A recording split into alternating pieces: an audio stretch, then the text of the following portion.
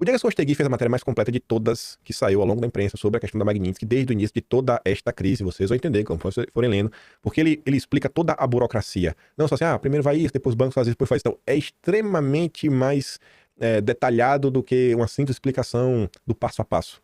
O Diego Costegui, ele transita muito bem no mercado financeiro. Principalmente em alguns bancos que apareceram nos últimos dias, nas últimas horas, se colocando contra o Poder Judiciário. O Costegui, ele não iria produzir uma matéria dessa porque ele estava com tempo livre em casa.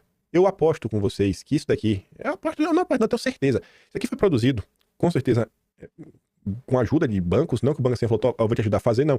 Mas os pareceres jurídicos que os bancos receberam, vocês vão ver isso de forma bem clara, até pelos links que estão disponibilizados. Um desses pareceres, com certeza, chegou na mão do Diego Costegui e ele escreveu essa matéria. Então, esse é o conteúdo que embasou diversas decisões, diversos posicionamentos na última hora, inclusive o do André Esteves. Eu tô criando expectativa, mas vocês vão entender expectativa. Talvez a Magnitsky não precisa nem ser aplicada para mais ministros para as sanções serem aplicadas aos 11 de uma vez só. É o nível que as coisas estão segundo o Dedé. Mas vamos lá. Os bancões brasileiros estão sob risco crescente de arcar com a conta dolarizada do custo Moraes, tornaram-se sócios involuntários da crise. Uma crise que se aprofunda rapidamente, tudo mais, está inédito, o custo subiu com a decisão do Flavinino, a mensagem foi clara. A execução de medidas estrangeiras passa pelos canais brasileiros de cooperação, homologação, ali, todo aquele papo que você já sabe, né? Enfim, o recado foi entendido e recebeu resposta imediata de Eduardo Bolsonaro e aliados, no momento em que a Casa Branca demonstra apoio incisivo a Bolsonaro contra o Supremo, por hora personificado em Moraes. Eduardo falou, beleza, irmão. Eduardo agradeceu, né? E o caos foi instaurado. Do ponto de vista político, a decisão de Dino foi barulhenta, contraproducente. Em vez de permitir que as instituições calibrassem em silêncio controles para minimizar o efeito das sanções e evitar novas medidas americanas, o ministro entrou no conflito e obrigou bancos a se posicionar formalmente. Do ponto de vista jurídico, a moldura é conhecida. A homologação de decisões estrangeiras compete ao STJ, se isso não é feito interno automático, o que não elimina a exposição extraterritorial quando houver nexo com os Estados Unidos. É o caso da Magnitsky, né? Explico o que é. Não se trata de uma medida governada por leis internacionais e acordos multilaterais. A arma é americana e atinge quem tiver ou quem quiser ter contato com os Estados Unidos. E aqui começa. Os cerca de 39 bilhões de reais de queda de valor de mercado dos bancões nesta terça são insuficientes para dimensionar o tamanho do problema. A desvalorização momentânea está longe de precificar o risco ao capital dos bancos e o risco sistêmico ao sistema financeiro. Quando a imprensa fala de risco sistêmico, está falando de quebra-quebra, colapso. Não é uma palavrinha utilizada com frequência, né? Porque isso aqui é você falar, sem bomba. O negócio realmente é gigantesco. Em caso de aprofundamento ou ampliação das sanções Magnitsky a outro ministro, um risco real diante do apetite de Trump pelo conflito. A escolha binária entre obedecer ao Supremo ou aplicar de modo abrangente as sanções não reflete a complexidade das decisões que os bancos poderiam tomar. Aí veja. Aos poucos, e diante dos fatos, os bancos admitem que o risco é mais grave do que permitiram vazar ao público. É muito mais grave do que vinha sendo noticiado. As ferramentas ao alcance de Washington são formais, graduais e já estão escritas. A ordem executiva da Global Magnitsky, ele coloca aqui o link, autoriza o Tesouro, em consulta ao Departamento de Estado e ao Procurador-Geral, a designar não apenas o alvo original, mas qualquer pessoa que lhe preste assistência material. A regulamentação, olha agora como o Costegui está sendo preciso. E todos esses links com, sei lá, a parte, né, o artigo e a parte, tá todos os links das matérias em inglês. Tu acha mesmo que Diego Costegui, um jornalista brasileiro, sentou para esmiuçar toda uma legislação americana, a forma como ela se aplica, os departamentos da burocracia estatal americana, com tudo link bonitinho, ou isso daqui já tava meio que num parecer jurídico de quem realmente conhece da área e produziu aí para algum banco? Tá ali. Regulamentação 31 CFR, parte 583, transforma essa proibição em operação.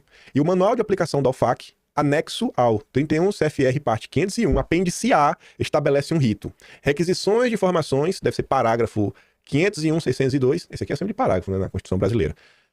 Relatórios de blém bloqueados, 501, 603, transações rejeitadas, 501, 604, pré-aviso de penalidade, direito de defesa e decisão final. Na esfera criminal, a alavanca é o IEPA, 50 USC, símbolo de parágrafo 1705, violações dolosas podem ser processadas pelo Departamento de Justiça com penas severas. Tudo isso independe de manchete. É burocracia de Estado. Entrou, vai andando de forma automática. É a burocracia do Estado. Só vai, máquina de moer. Até aqui os bancos tentaram demarcar um perímetro seguro. Restringiram ou avaliam restringir de forma agressiva tudo que tinha anexo com pessoas, infraestrutura ou liquidação dos Estados Unidos. Compensação em dólar, correspondentes, rede de cartão de bandeira americana. Mantiveram por hora serviços estritamente domésticos em reais sob controles reforçados. Para ter certeza que o cara não vai gastar errado. Não encerraram automaticamente o relacionamento com o ministro. Será que o ministro tem conta além do Banco do Brasil? A resposta, segundo a Malu Gaspar, é sim. Ele tem conta em um banco privado. Ele vai chegar lá, ele vai chegar lá. Spoiler. Tampouco com familiares que não são bloqueados por regra, salvo designação própria, ou empresas em que o sancionado detém 50% ou mais. Essa é a cerca que foi montada no Brasil. O problema é que do lado de lá, dos Estados Unidos, talvez essa cerca não seja suficiente. Talvez realmente queiram ele fora do sistema financeiro. A administração Trump conclui que a cerca, o pedaço americano, enquanto se segue atendendo o sancionado no restante equivale à assistência material, a escada de pressão é clara. Primeiro, a supervisão silenciosa. Intimações administrativas e exigência de relatórios de bens bloqueados ou transações rejeitadas. É invisível, mas produz prova.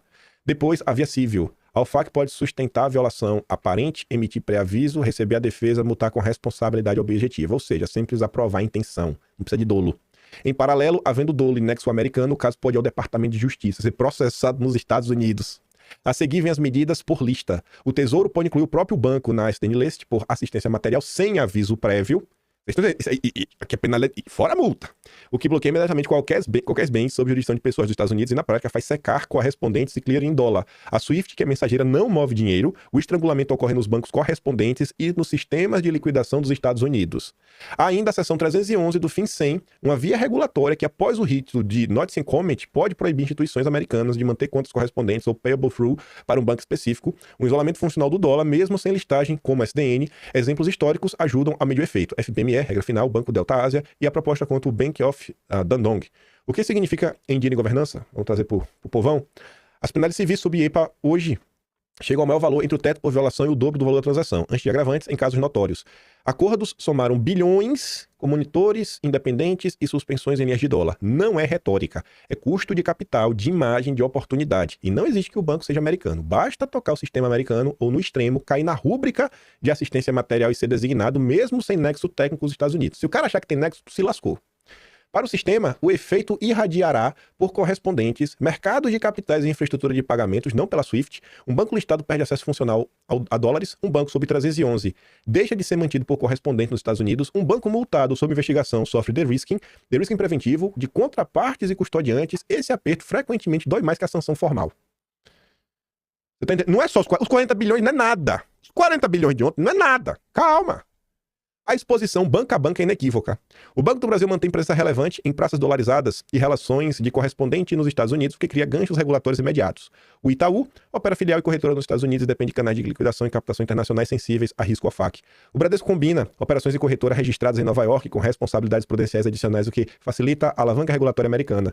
O Santander Brasil, embora pessoa jurídica distinta dentro de um grupo global, convive com a interdependência reputacional e contratual de uma casa com grande presença nos Estados Unidos. A Caixa tem contato recorrente com o mercado internacional e, se o risco de sanção contaminar a percepção de funding, paga mais caro, perde profundidade de book. O BTG expõe-se, sobretudo via broker-dealer e gestão dos Estados Unidos, um nexo claro, caso a soma de siglas OFAC, DOGE, SEC ou CFTC decida testar os limites. A conclusão é simples e incômoda. O Supremo pode condicionar a execução doméstica de medidas estrangeiras, não pode impedir intimações da OFAC, o Supremo não pode impedir pré-avisos de multa, o Supremo não pode impedir designações sem aviso, o Supremo não pode impedir uma 311 que corte correspondentes. Bancos com presença e canais nos Estados Unidos são os mais expostos. O caminho de desescalada também está previsto. Decisões de compliance robusta, documentadas, respostas completas e céleres às autoridades americanas e, quando couber, pedidos de licença ou de reconsideração de listagem. As sanções podem ser complexas, mas para os bancos, o essencial é claro. Se Washington concluir que a cerca doméstica, o que foi feito, ainda é pouco, né? E é uma espécie de assistência material disfarçada, o custo pode ser incalculável e paga em dólar. Se isso está no bastidor, imagina o que a família Setúbal, Bracha e Moreira Salles recebeu do Itaú Unibanco. Vamos falar do Dedé, né? Vamos falar, porque agora, até agora você viu o caos. Você tem que ver o caos. E agora, o que é que o Dedé vai fazer? Fala dele, calma. Antes de falar do Dedé,